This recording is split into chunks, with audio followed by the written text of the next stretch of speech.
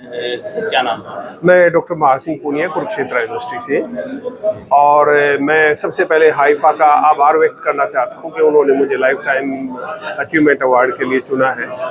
हमने एक छोटा सा प्रयास किया कि गांव-गांव में जाकर के 6 लाख किलोमीटर की यात्रा करके जो अपनी धरोहर है, जो अपनी विरासत है, उसको बचाने का प्रयास किया और कुरुक्षेत्र यूनिवर्सिटी में धरोहर हरियाणा संग्रहालय स्थापित किया, जिसको 60 लाख से ज़्यादा लोग देख चुके हैं। और इसके साथ ही अब जीटी रोड पर विरासत हेरिटेज विलेज की स्थापना कर रहे हैं, जिसमें हरियाणा की लोक संस्कृति की झलक देखने को मिलेगी।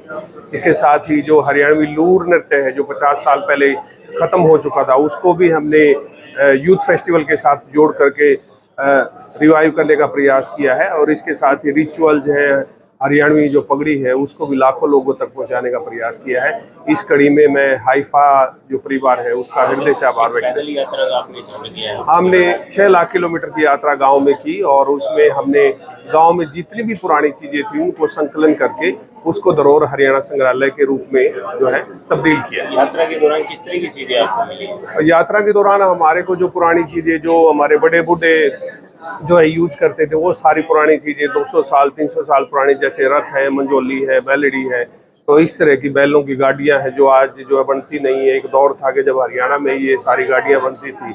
हिसार के गंगवा गांव में जो है बागड़ी लोहार की गाड़ी बनती थी, लेकिन आज बननी बंद हो गई। तो ये सारी परंपराओं का हमने एक प्रयास किया और युवाओं से जोड़ने की कोशिश की। यहाँ भी एक रघुवेंद्र मलिक हैं जो इस तरह की चीजों को संग्रह करके रखते हैं। उन्होंने संग्रहालय भी बनाया हुआ है और जगह जगह वो इसकी प्रदर्शनी भी है। जी जी। तो क्या उसी तरह की कुछ चीजें हैं? उनसे मतलब ज्यादा विस्तारित स्वरूप में शुरुआत उन्होंने की, लेकिन वो संग्रहालय का स्वरूप अभी दे नहीं पाए।